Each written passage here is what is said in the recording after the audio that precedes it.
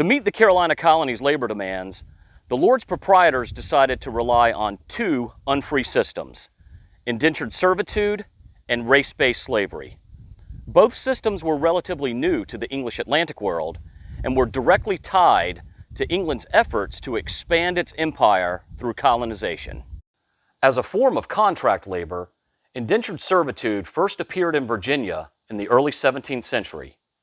After some refinements, this novel arrangement allowed Europeans who wanted to immigrate to the colonies but could not afford the transportation costs to sell their labor and bind themselves temporarily to persons of greater means in exchange for their tickets to the New World. Typically, the servant would also receive housing, food, and clothing from his or her legal superior. Virginia, in 1619, was also the first English colony to acquire enslaved Africans. Although slavery was slow to develop in the Chesapeake region, it grew more quickly in the English West Indies, especially on the island of Barbados. Colonized in 1627, Barbados experienced an economic boom in the 1640s that was based first on mixed exports and then almost exclusively on sugar. The skyrocketing demand for labor led Barbadian planters to import thousands of enslaved Africans.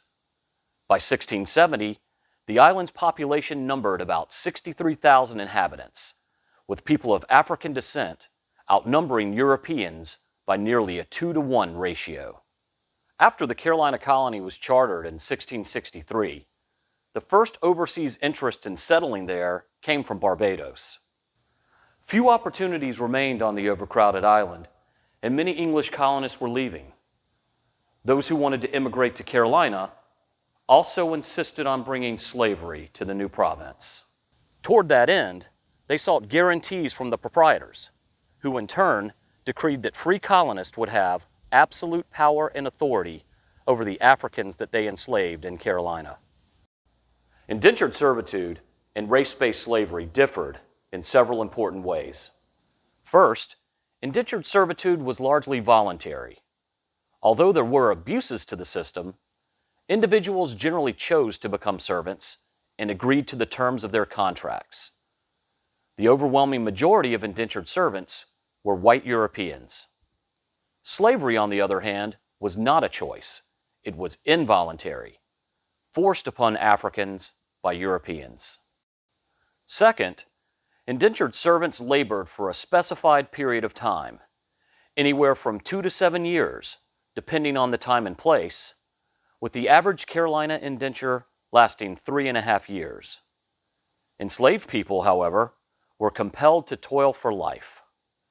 Race-based slavery was also a hereditary system, meaning that the children of enslaved people would suffer the same fate as their parents. Lastly, indentured servants had rights, whereas enslaved Africans did not. And indentured servants' rights were spelled out in a legal contract known as an indenture.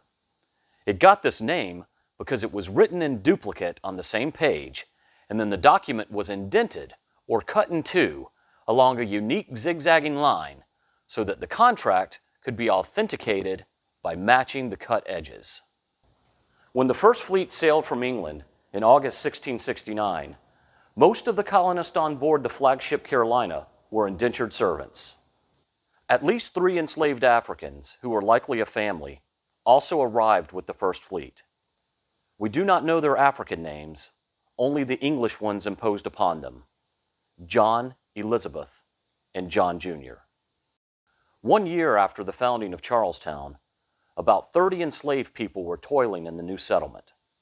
By the time that the capital was moved across the Ashley River a decade later, their number had increased to 200, out of a total population of 1,200 inhabitants.